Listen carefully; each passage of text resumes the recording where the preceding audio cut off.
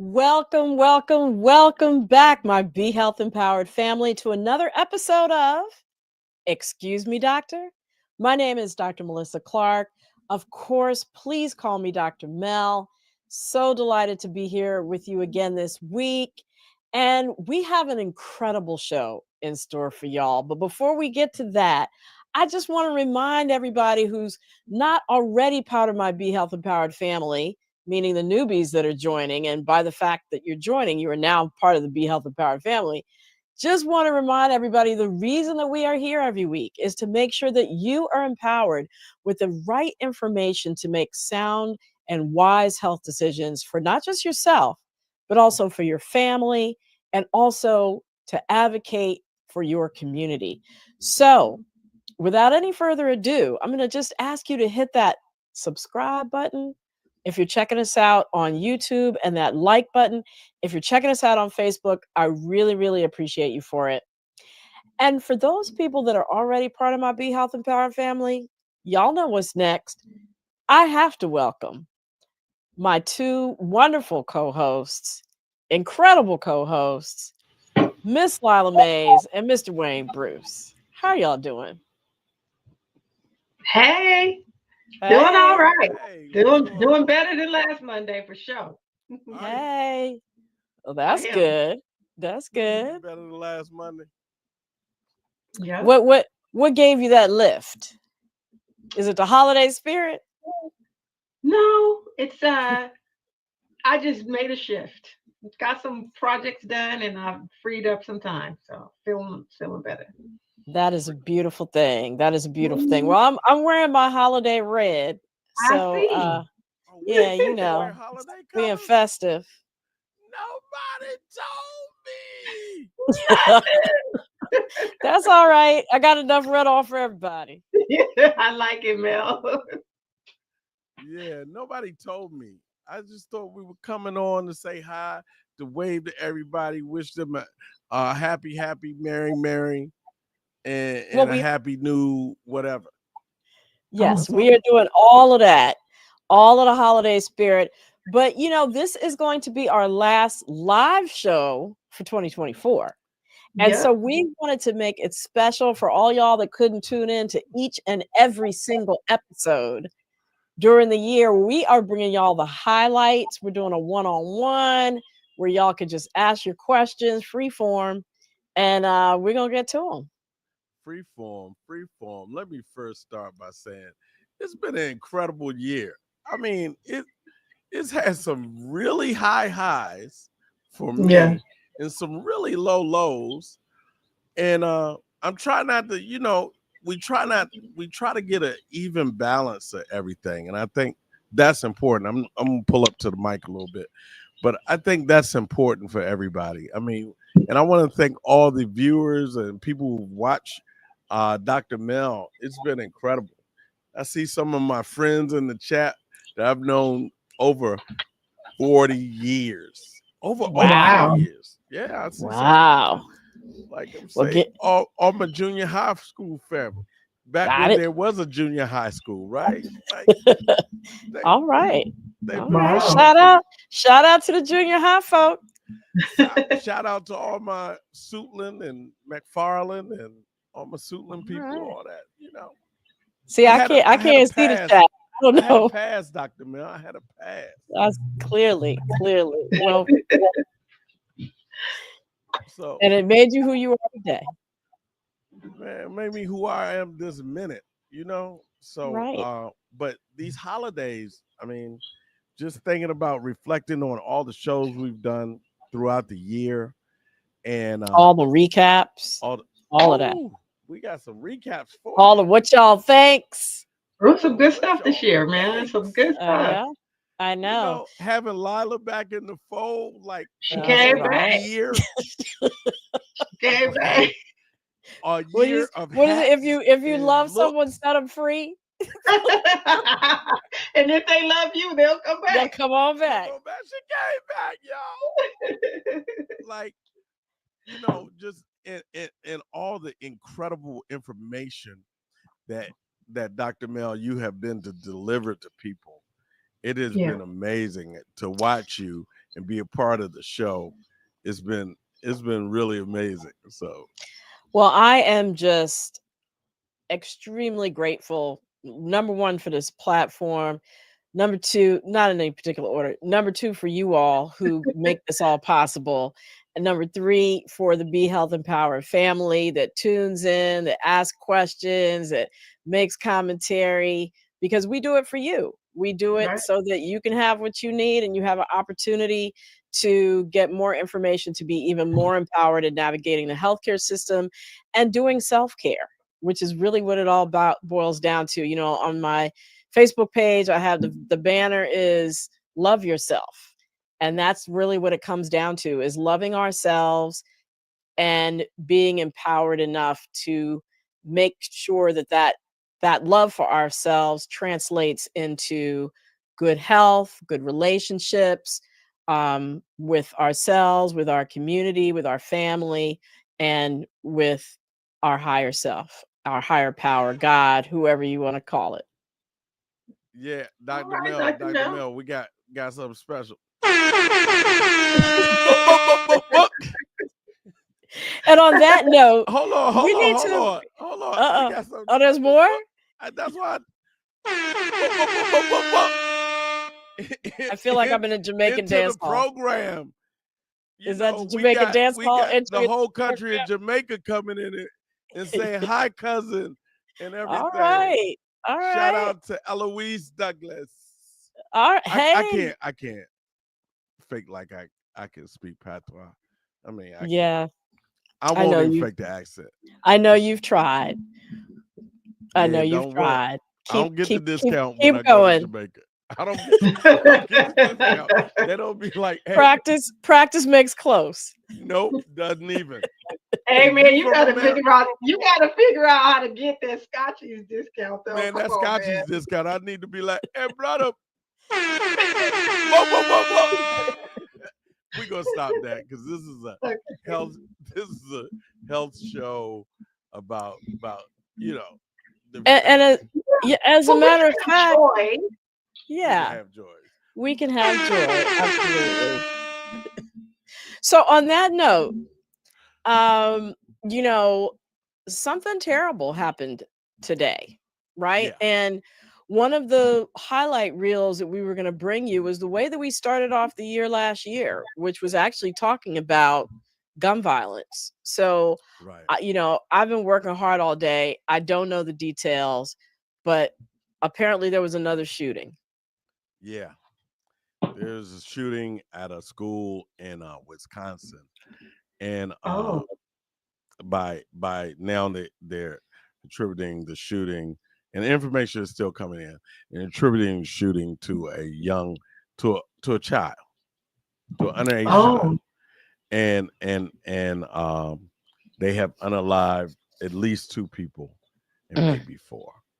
And so oh, wow. I am so sorry to hear that. And, you know, we just had happened to choose, you know, one of the reels that we started off the year, one of the topics that we started off the year with being talking about violence, right?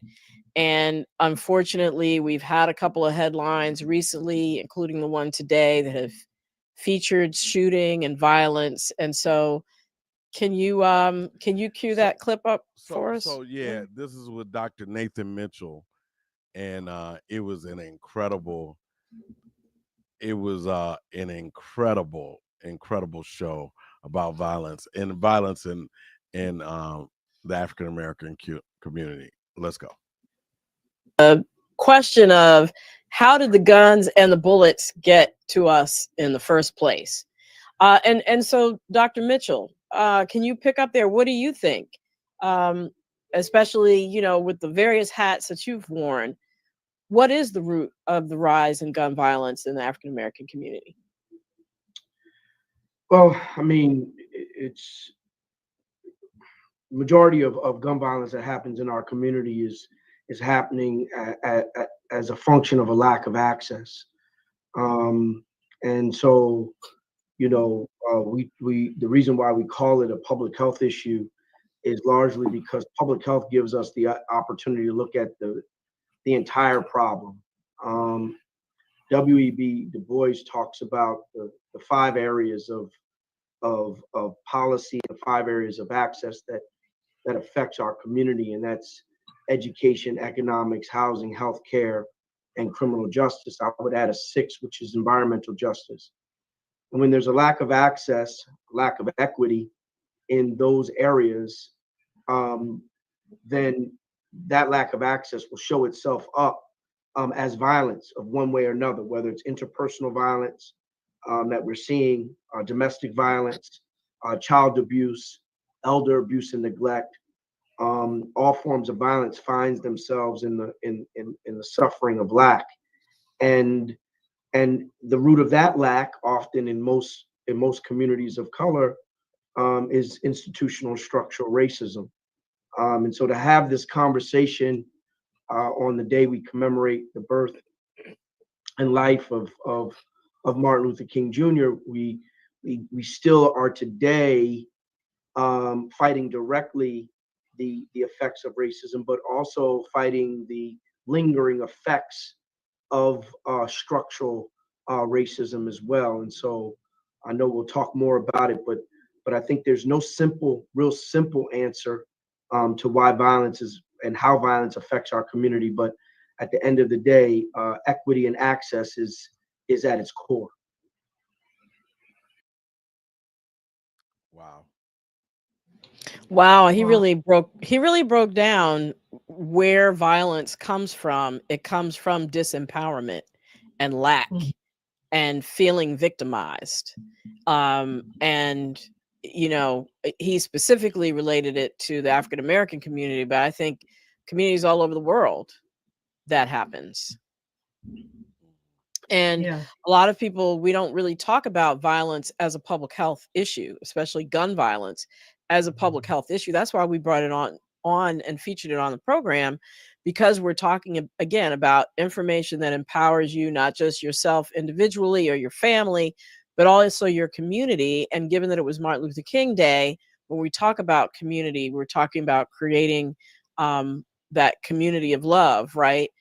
The antithesis of that, or the opposite, is violence and having to resort to violence. And we are seeing a lot of that. And I think later in that episode, he sort of laid out some options for public health policy, and how to address violence from a health perspective.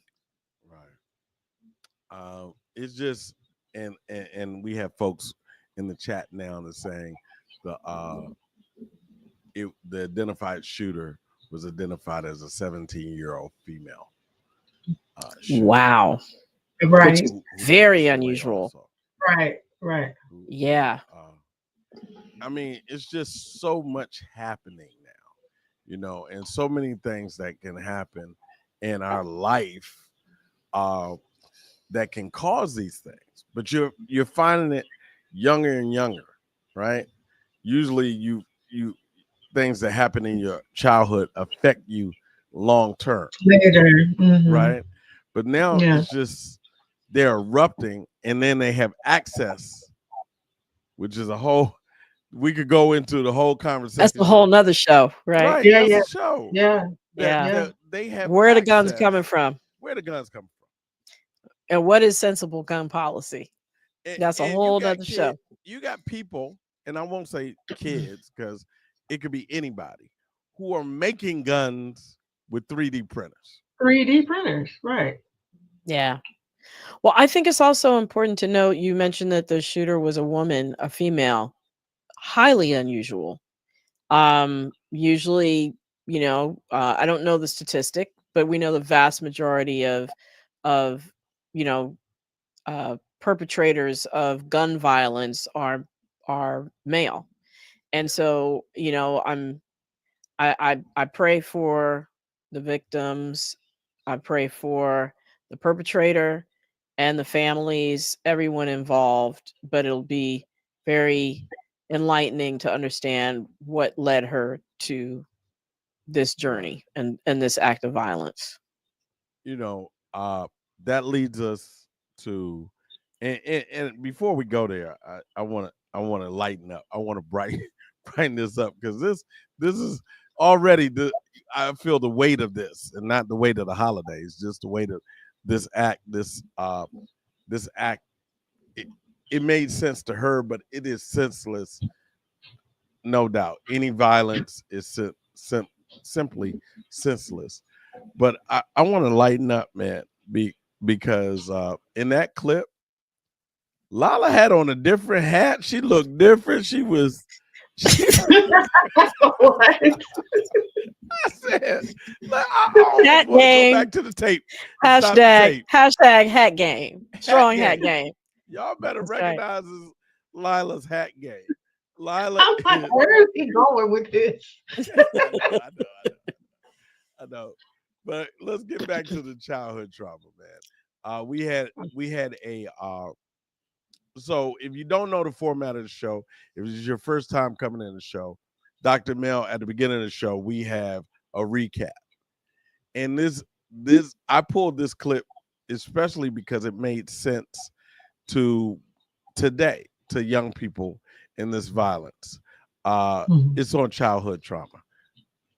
There was a study done by researchers at University of California, San Francisco. They found that trauma experienced in childhood can have lasting effects, influencing us way into our later older years in the form of pain, loneliness, and depression, even up to the end of life. And these were traumatic events, everything from losing a parent to being held back a year in school to addiction of a parent.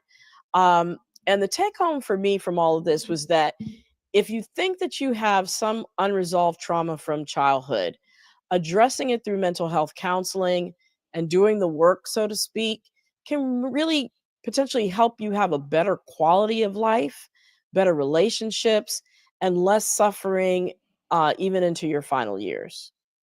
Yeah, this is so interesting because it could apply to so many people. And a lot of people don't even consider that what they experienced as children is actually trauma. So many of us who grew up in a certain era, like children growing up in the 50s through the 90s, we were just expected to suck it up. So people think of kids as resilient and able to bounce back. How do you know if you've had childhood trauma? So, people process stress and stressors differently. What might be a stressor to me, like riding in a roller coaster, might to somebody else be, not a stressful experience. But there are different ways that you can know what's affecting you. And this is not an exhaustive list, but I think if you have feelings of ongoing anxiety, depression, feelings of self-blame, poor self-esteem, or feelings of shame, and they're ongoing, that's a sign that you might, benefit from talking to a counselor and maybe addressing unresolved trauma. Also, difficulty forming close relationships, trusting others, easy, mood swings, especially around anger, experiencing vivid flashbacks or intrusive memories of a prior traumatic event, or sleep disturbances. All these are signs that you might have unresolved trauma and benefit from working with a mental health professional. Okay. And I think it's really important. There you have it. That was an exhaustive list. It was. I have an intrusive memory from my childhood. I don't know, maybe 5. We were at a neighborhood store, and in a historically Black neighborhood, and the shop owner was not Black, but she accused me of stealing some now and laters. And that memory pops into my head every now and then. It really pisses me off. And I see you holding it in a laugh, Wayne. But that memory, it did form some distrust that I had for a long time with some of my community members. And I think it really depends on how you process it, right? Like if that kept happening to you over and over again, does that give you a sense that you're not a trustworthy person, that something Right. about you presents to other people as not trustworthy. Exactly. And so Yep. that's how these microaggressions Yeah. that Yep. we experience as Black people from an early age can later shape us and our personalities, our sense of self-esteem, our sense of agency, our sense Yeah. of confidence. And so, yeah, I would say that if that was, something that happened to you and happened to you more than once and it started to affect your self-esteem, that's a perfect example of something that would be a Mhm. childhood trauma that later affects your relationships, your ability to Right. function, your success in life. And without the framework to process it that way, you might never make those connections, right? Yeah. Yeah. And I think that Yeah. happens. I think all of us probably have something like that that has happened to us in childhood that, like you said, um, we're from the generation where you suck it up, right? Yeah. Right. We don't necessarily think of, oh, that's something I need to go get therapy for or seek a Right. therapist Right. input. You And it it feels like a little thing, but it really bothered me because I was like, I didn't steal this. Why are you sort of pointing me out for mhm. doing something that I didn't do? I've processed it, but it does come back to me every now and then, and it Yeah. irks That- me. Yeah. so it's interesting because I mean I snickered just because of the now later part.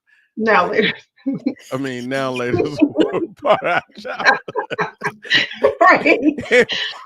Your little now later, the person thought you was gonna take some now later, and it's as simple as that that can Hmm. cause these traumas and infliction. And I go to a friend of ours, uh, that a friend of mine who had couldn't drive by a street, and Mm. we figured out we kind of grew up. Her mom grew up in my neighborhood, so she took her to the same daycare that I was taking to, Mm. right? We shared a daycare. Well, this daycare, I would cry every day to come home, right? Because I had older brothers and sisters, and I couldn't figure out they're at home. Like Right. why I have to go away? I didn't know some of them were in half day school, but by the time I Yeah. got a daycare, they were home. Like I didn't stay with them, and then I lived in a extended family household. So all the older people were home. Why can't I stay with the older people? Why do I have to? I didn't understand the whole logic of Yeah.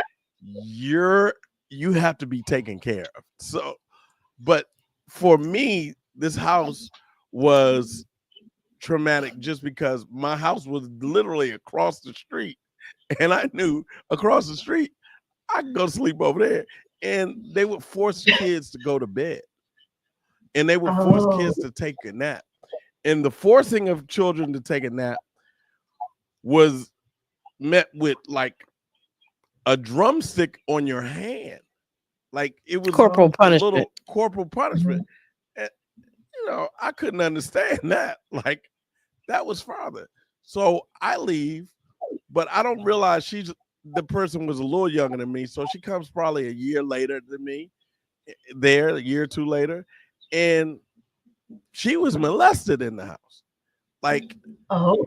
so I was trying to figure out why she couldn't drive by in my old neighborhood, like going over my house, and she drove down the street, and it was Wow. fireworks and rockets, man, Wow. and Right. waterfalls, and you don't realize it. She looked at the house and was like, "That looks familiar. Is that where a daycare was?" I was like, "Yeah, I went to daycare," and it was fireworks and rockets, and Wow. Wow. and she didn't know I lived near her. You know, we were we was going to edit some video. Like she Yeah. didn't know. This might seem a little far-fetched analogy, but I have to go there. If you have a boil, it's never going to heal unless you lance it, Yes, Oh yes. right? wow. And allows all that stuff to come out. Mhm. And in this case, this person you're talking about didn't even know she had a boil. Didn't right? know she Wow. had one. Yeah. But it was there, it was doing damage to her, doing damage to her psyche. And the best way to lance it is to talk about it and sometimes have professional help to guide you through lancing it because it can be very painful. And she And but later that's the Yeah. only way to reflected. heal.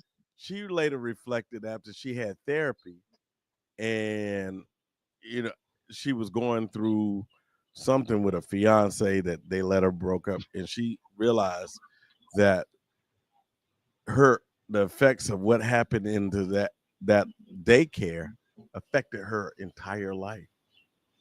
Wow, Yeah. that's Her amazing. entire life was Mm, mm, affected by mm. something that happened in the daycare when she was in there. A very Yeah. traumatic thing, not a now later thing, but No, very. but I mean, and it's compounded, right? You at a place where you are supposed to be cared for and away from home. Like there's Mhm, so much to unpack around that. My goodness.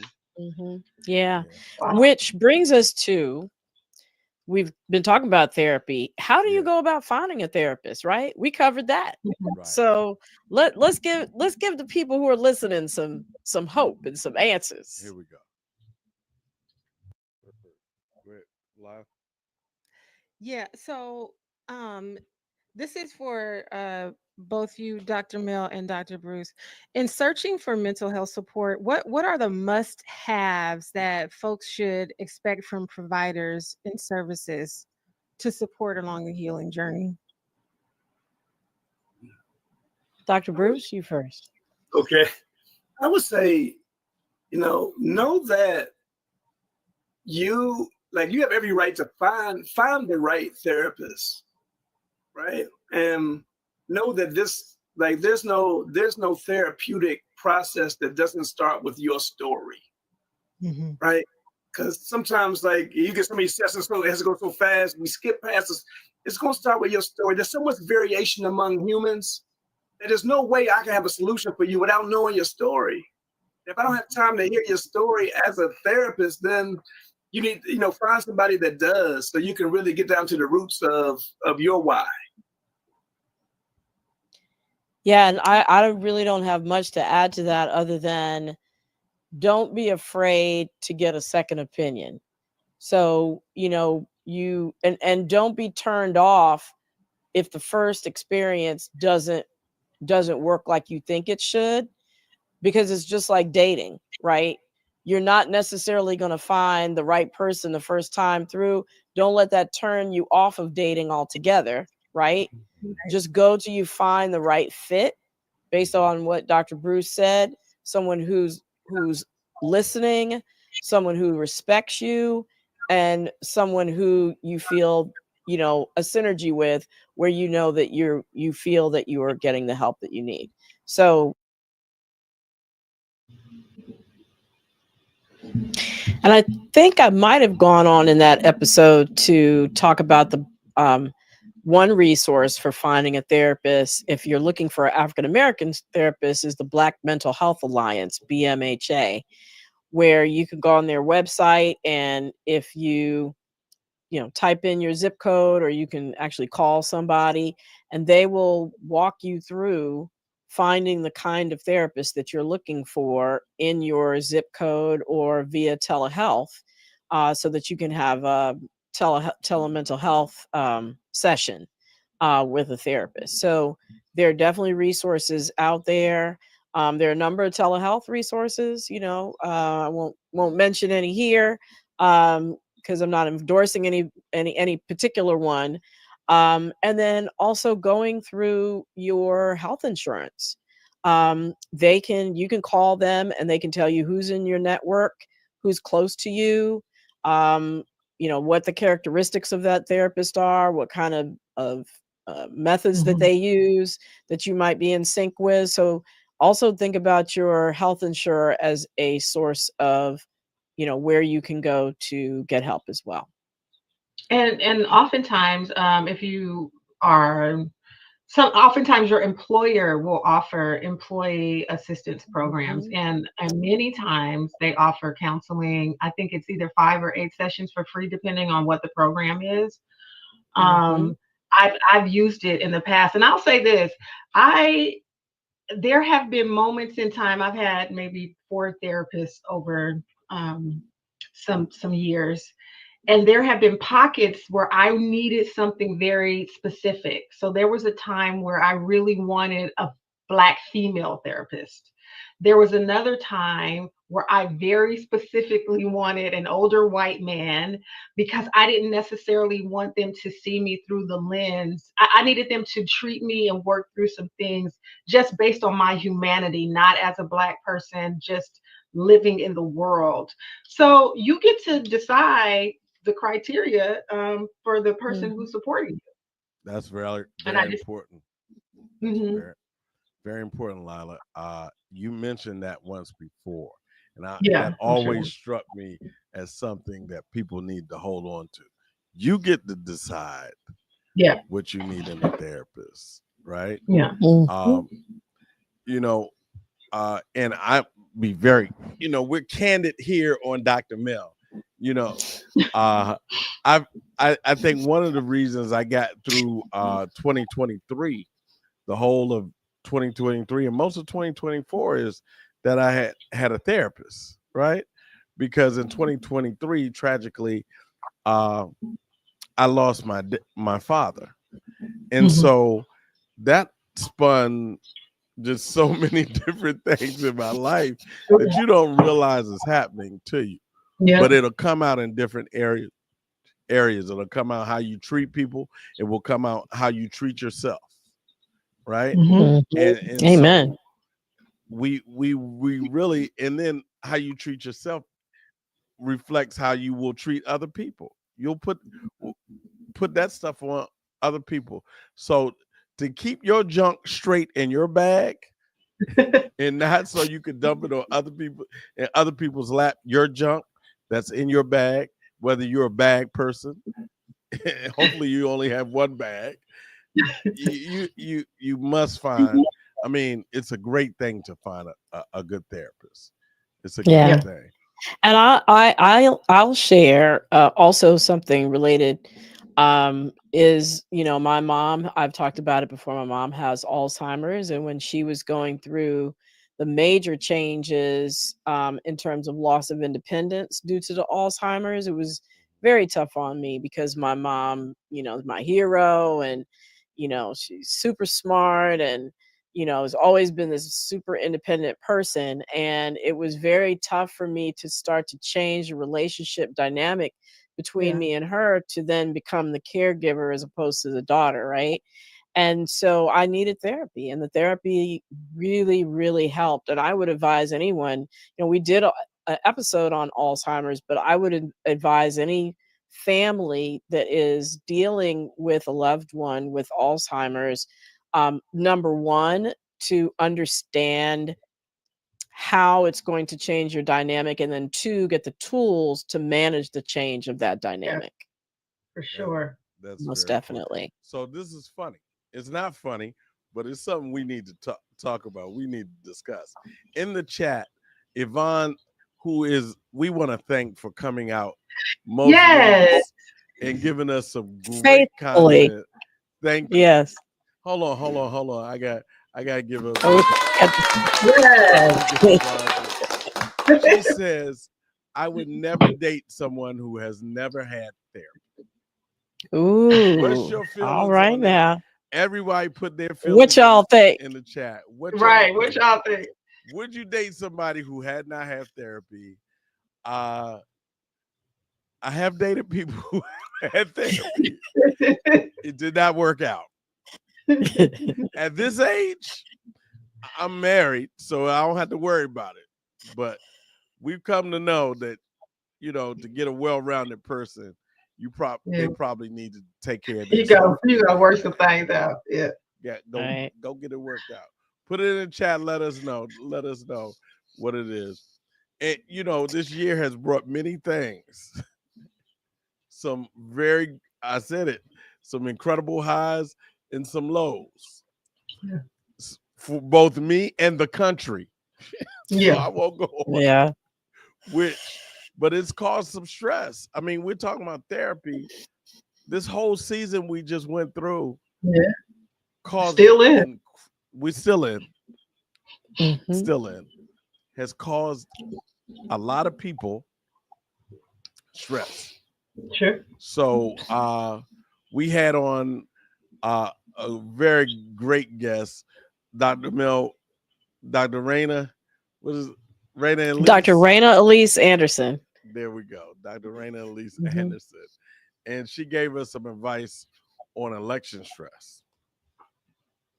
Give Yvonne's opinion and remark. Oh, okay. She Okay. says, Yvonne Z. Smith says, I am disengaging from people who have views opposite to mine. If you are for the devil, I cannot be your friend. Okay. Okay. That is So one technique for sure. it is, it is, but I feel like Yvonne makes a really good point in one of my personal stressors, and that is reconciling folks' opinions around this election and who they're voting for, reconciling that part of them with the other part of them that I may work with and know and have been friendly with. And so I feel like it is a huge stressor for me personally to reconcile those pieces, because I'm going, how are you this intelligent person and successful, and you don't seem to care about these other things that are so important to me? Um, so that is one of my biggest challenges, doctors. This is for both of you. How do we navigate? Do we disengage completely? Well, I'm gonna turn it to Dr. Anderson and just add a little flavor on top of it. I love Yvonne's point, but practically, not everybody has the luxury of Yeah. disengaging. Thanksgiving is coming up. Yeah. By Thanksgiving, we will have a newly elected president, and we're still going to have to gather with family who might feel differently than Who we might did. feel differently. Right. And so we're not going to have that luxury of disengaging. We Right. might have coworkers that we have to go see tomorrow morning Mhm. who feel differently. So, Really? what are some of the tools of constructive engagement when you have to engage with people that feel differently than you? Yeah. And so thank you, Dr. Mel, for making me answer the hard question. I really appreciate that. I saw that. She was just like, "Burp, no, and I'm going to add some flavor to it. So thank you so much for that. Sure. But, but really, I'm hearing two things, right? So the first that Yvonne brought up, you have a certain amount of energy, you have a certain amount of time for the day. So it is very real. Like I told you, I had a whole 20-minute, like, knockdown, drag out conversation with somebody in these streets when I could have been having additional folks sign up for voting, right? So I make Mhm. choices with my time and my energy. And sometimes it's not a good use of that time or energy if someone is not moving from their point, right? So I'm Mhm. totally with that idea of this person is resisting, they're not using facts, they're not using logic, and me trying anymore to sway them from that is not useful. So that totally on board with. But then you're bringing up this other point, right? The folks on this podcast are bringing up a great point where sometimes that's not possible. Sometimes these are my parents. Sometimes these are the folks sitting Mhm. next to me. Sometimes I have to talk with them.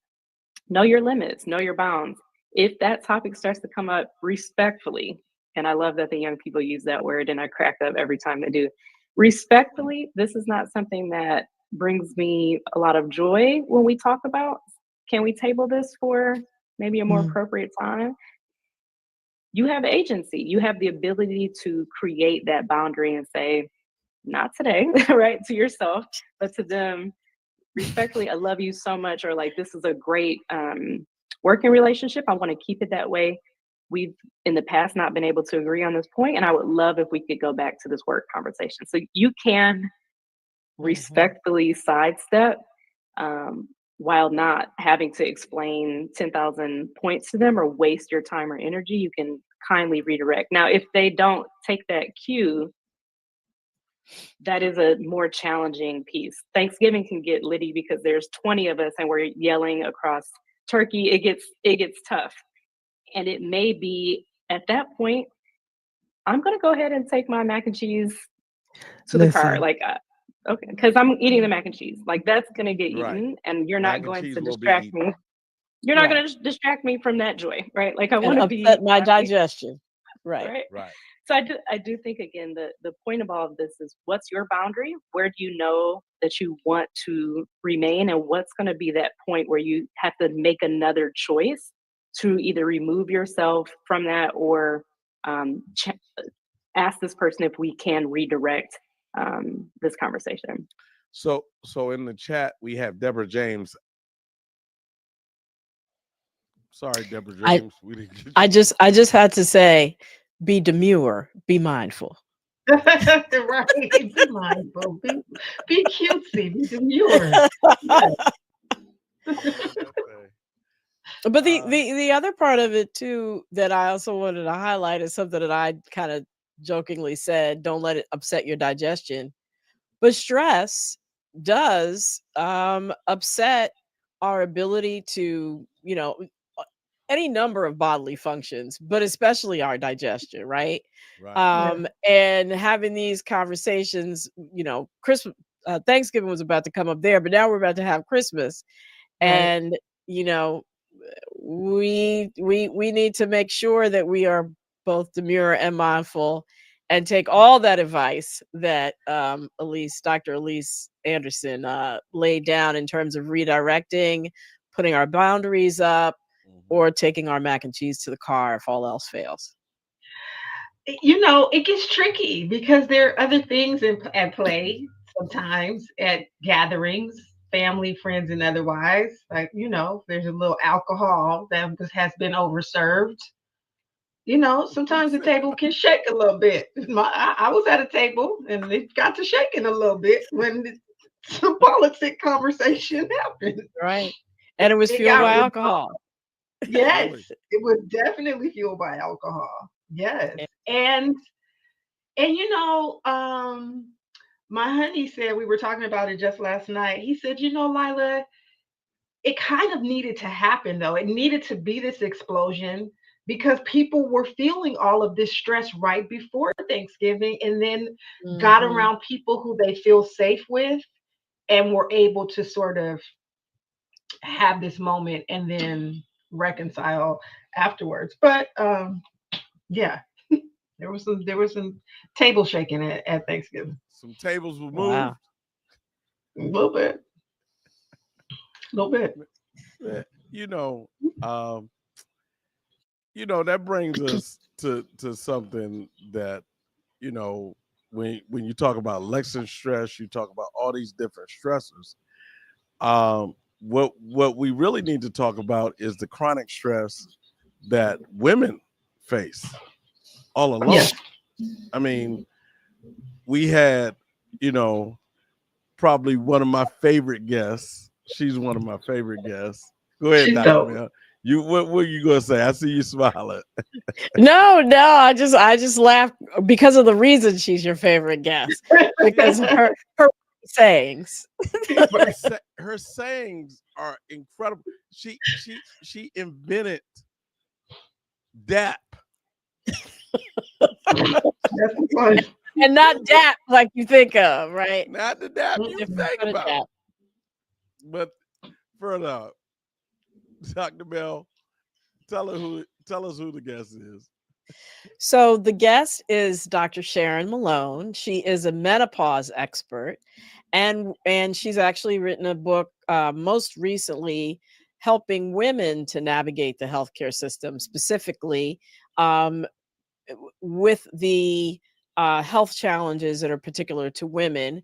And I think in this episode that we're about to queue up, she's talking about the effects of chronic stress on the body. Is that correct? Yeah. Yeah. Yeah. Yeah. So let's that kind of dovetails off of my, stressful conversations at the dinner table leading to indigestion. So there Yeah. you go. So can you talk a little bit more about the connection between how we're handling chronic stress, and how we can better do that? Right. Well, the reason I lumped those all together because, and for those viewers who don't really know how the book is organized, I talk about the logistics in the front part of the book. And then as I get into the midsection, I talk about, as I said, this is going to be your guide for what to look out when you turn, 40 and above. So we talk about cardiovascular disease. We talk about the triple threat, which is chronic stress, diabetes, and weight gain. And the reason why I put those three things together is because they're all interrelated.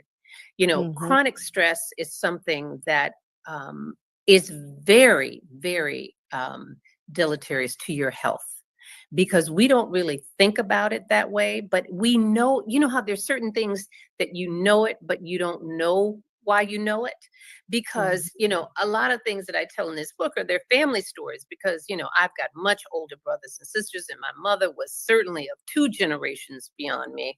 And you think about the language that we use, and we say things like, she worried herself to death, or That's right. someone, or she's worried sick. Right. Sick with worry. Yep. You know that. And you know that it's possible that what your stress level in your life has an effect, not just on your mental health, but it has it on your physical health.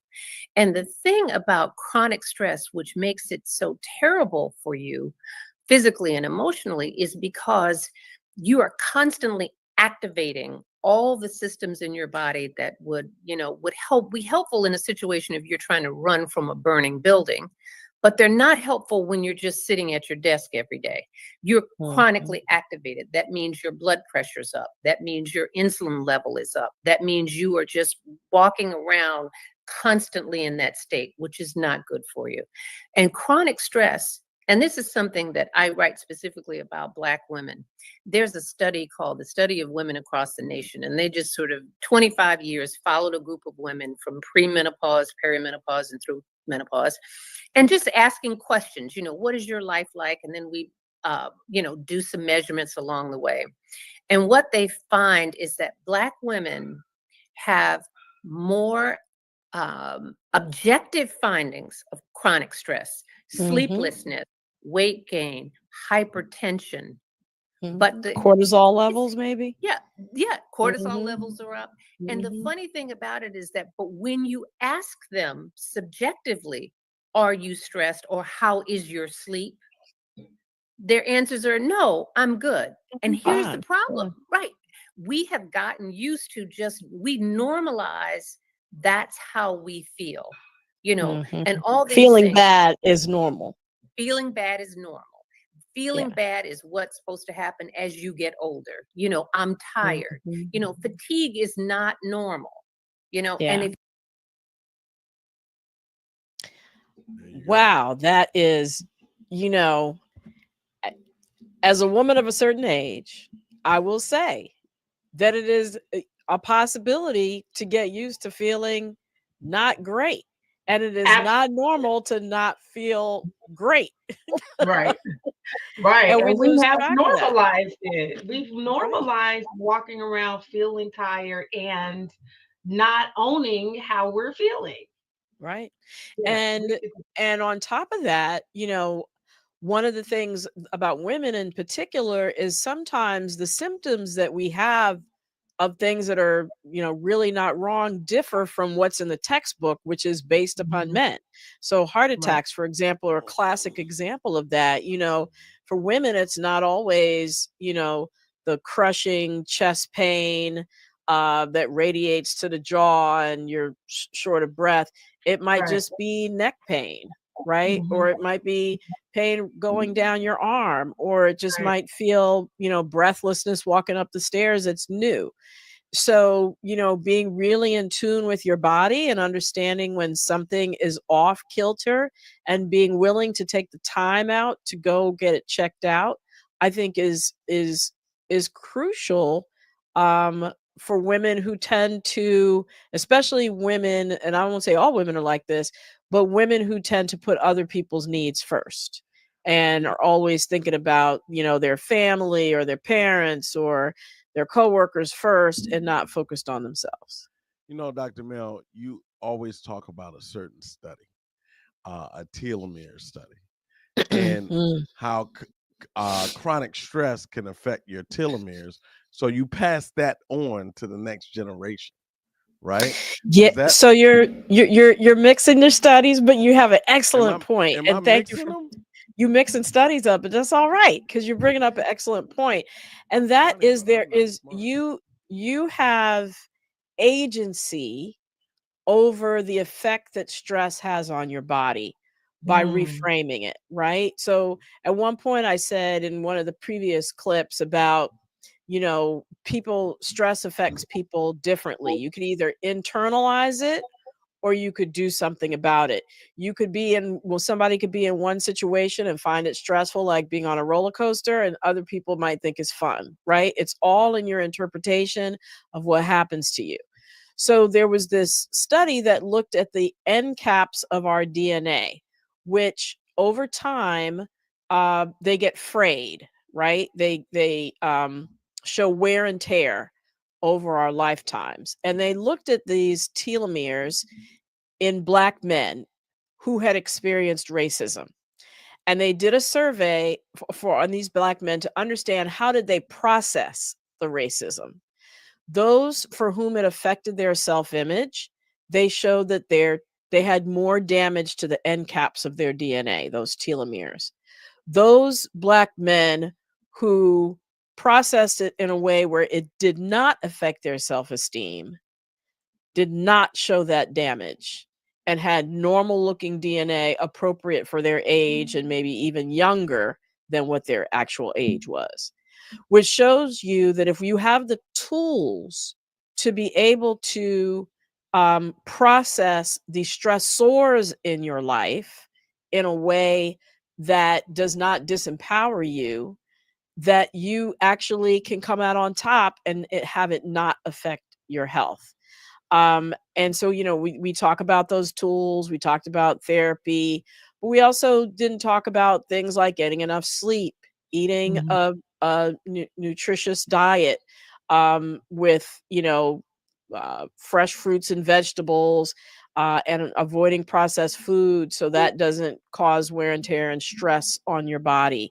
Um, Getting enough movement in, because movement actually decreases your cortisol level, and then doing something every day to manage the stress in your life, whether it's meditation, where it's going for a walk, whether it's playing an instrument, whether it's Right. calling your girlfriend, or hanging out with the guys, whatever it is, managing Whatever the it is, stress. do it. So look, Yeah. we had some people who have aged well talk to Oh, us yeah. this year. It was one of the best segments we had. Who do we have on that show, Dr. Mel? We We had had Dr. Robert Fullylove. We had, don't get me to try to remember everybody's names, but we had a professor of a school in LA. Yeah, so maybe you should go to the clip because I know we're running out of So time. we're running out of time, but I want to play this clip because it just speaks to how to live a long life. And here's from the people And keep your telomeres straight. and hear from the people who are living a long life. And we can I play some of their answers, Yeah, and go ahead. I'd love to let's see see this. what they said.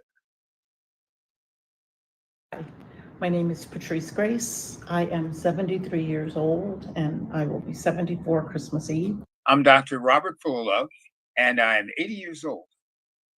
Berkeley Milner, 90 years old. I have outlived two of my brothers. I've outlived my parents. I believe I'm the oldest Fullilove since my grandfather, who was born in 1882, to be this age. Because we had family that was 104 and 100 and... I don't want to say that it's entirely genetics. Some of it I think is just dumb good luck.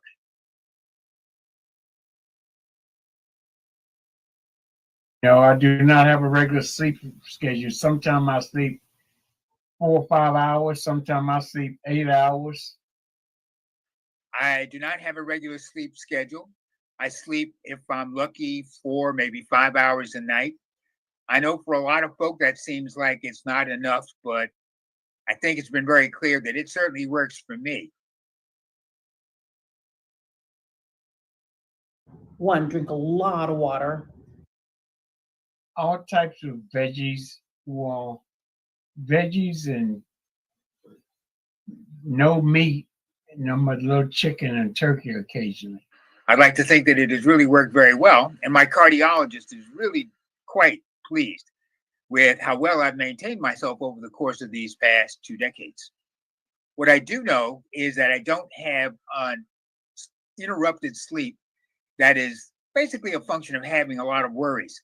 I think I sleep through very soundly. I think I have that.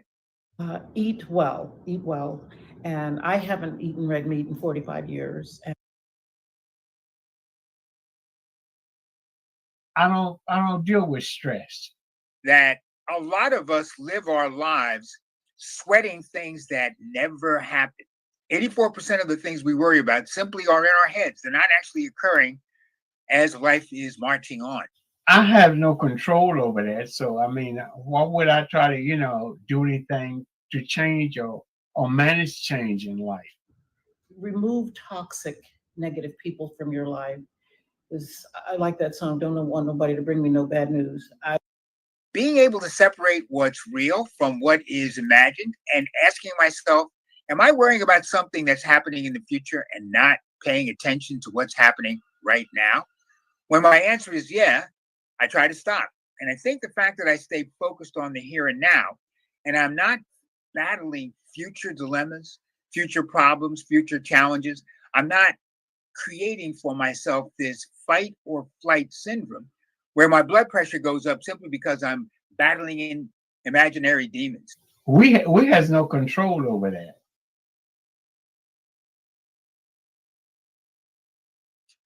But my regular checkups with my cardiologist have been occurring every 6 months.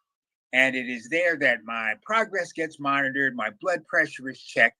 I still am someone who takes medication to control hypertension.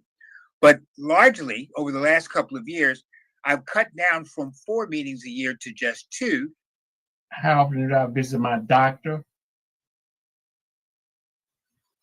I only visit my doctor if they set up an appointment for me to visit, because otherwise I don't deal with doctors too tough. I think the most important one is find your joy, whatever that means to you. Fun. Laughter, a really good, solid belly laugh is, I believe, one of the ways in which people relieve stress. And keeping yourself from laughing, I think, is one of those things that, for all intents and purposes, is likely to usher in some really bad consequences for your health. So not only do I believe in laughter, I'm one of those folks who's trying to always encourage folks to chuckle here and there because it's good for your health.